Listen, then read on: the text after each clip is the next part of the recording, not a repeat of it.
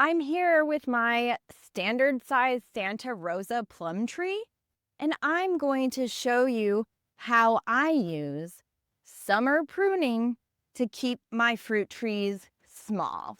The standard size for this tree is 25 to 30 feet tall, as well as 25 to 30 feet wide.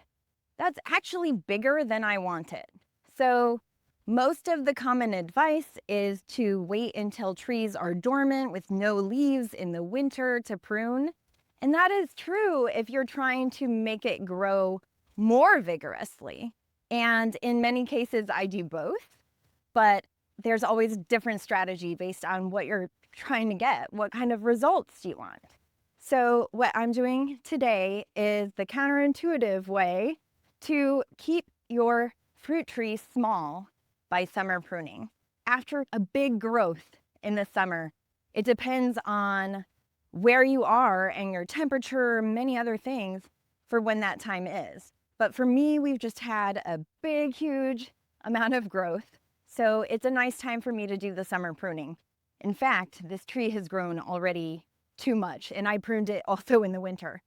So I want to be able to reach the fruit without a tall ladder, hopefully. And I'm okay with some of it being taken by the wildlife that's on top, but if I let it grow really big, I would need to be able to climb the tree or have a tall ladder. That is going to start getting dangerous. Especially if you are older and you don't want to be on a ladder, it's dangerous, there's more of a fall risk.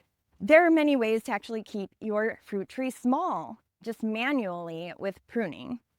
So this has gotten so tall. I don't want it to be this tall. And these branches are starting to sprout more at the very end here into wider branches, but I don't really want it to sprout this far out. I would like it to sprout further down. So I'm going to be trimming some of these down further, and I'll show you what techniques I use and what I'm looking for when I decide where to cut. I'm trying to create the open vase shape. If you've ever studied any kind of fruit tree pruning, an open vase shape just allows more sun into the center of the tree. So you're trying to not get any straight up branches. I'm probably going to remove this one completely and let the branches on the sides grow more. So then it looks like a vase shape. Yeah. I'm going to remove branches going straight up or towards the center. I'll do that first, and that way those are just out of the way. Then the ones that are remaining are going to be trimmed. I'm going to start here with my Fiskars pruners. They're just a long pruner. I can't remember exactly what it's called, but it's off of Amazon if you want to search for it.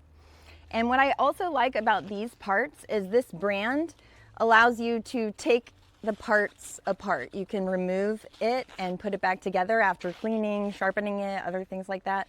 So far, I've really enjoyed this brand. So I'm going to go ahead and start pruning. This one down here is a new branch that's grown, and I don't need that one.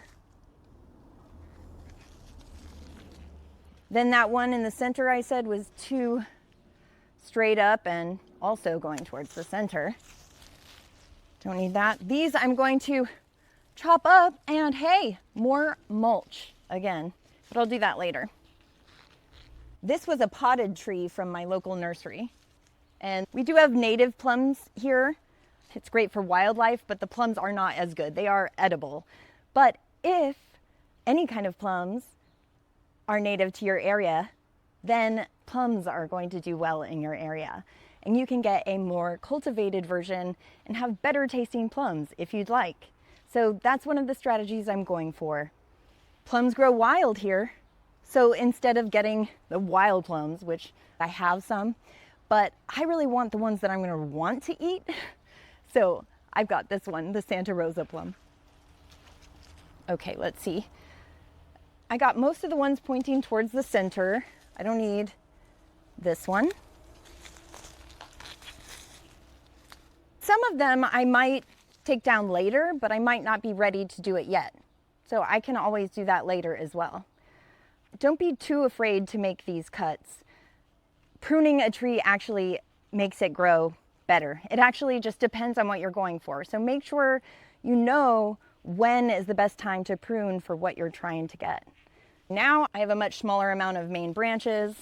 That's looking pretty good. Can you guys see this open vase shape already? So now what I want to do is trim the rest of them down. The general rule of thumb is that you don't want to take off more than 1/3 of the tree at one time. That's debatable, but I don't want to hurt the tree. I'm trying to actually encourage it to not grow more. It's going to send energy down into the roots and stop growing as much on top. So, of course, in the summer that should also help because pretty soon it's going to be so hot. So you don't want to wait until then. Go ahead and if you're in Central Texas, it's the perfect time to summer prune your fruit trees to keep them smaller. If you're somewhere else, look at our climate compared to your climate and figure out when would be the best time for you to do it. If I want to take off about 1/3 of the branches, I don't want a new branch growing this way towards the center of the tree. I want the branches growing at a 45-degree angle. I need to make sure the node on the tree, which at every one of these leaves, if you look closely, you can see there's a new little bud growing on the inside. And that is the direction the new branch would grow. So by trimming this, I'm also encouraging the side growth, the thicker growth. So it's going to start growing more of these branches from the side. And whichever one is at the top is going to become the extension of this branch as the main branch. And I want that node to be pointing out in the direction I want it to go. So I want to have it at about the same all around, but it'll be slightly off. I'm not measuring. This is an art and a science. I'm going by both intuition and what I know about fruit trees and what I want. So over here, if I was going to take this down just a little bit and keep this branching right here, I'm going to go for right here above this leaf.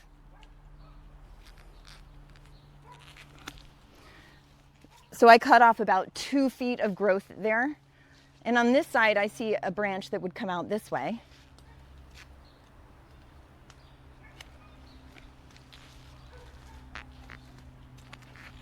Okay, next, over here, I like this one coming out in this direction. And I don't really care if I mess up that leaf. I just want to make sure it's above the node so it doesn't mess up the branch that's going to grow. Okay. I'm trying not to step on everything else at the same time. Over here, this has already branched out into 2. I don't have to trim this that much. I think I want it to come out from right here. And on this side, from right here. I'm gonna just take off the side branch and it'll be like it's just one long branch and trim this one here. Okay, we're almost done. On this side, this giant sunflower is kind of in my way, as well as the fence and the black-eyed peas. But I want to get the right angle. And okay, I think I'm going to go for this one right here. And this is growing towards the center a little bit. I don't need this part. I also don't need this part.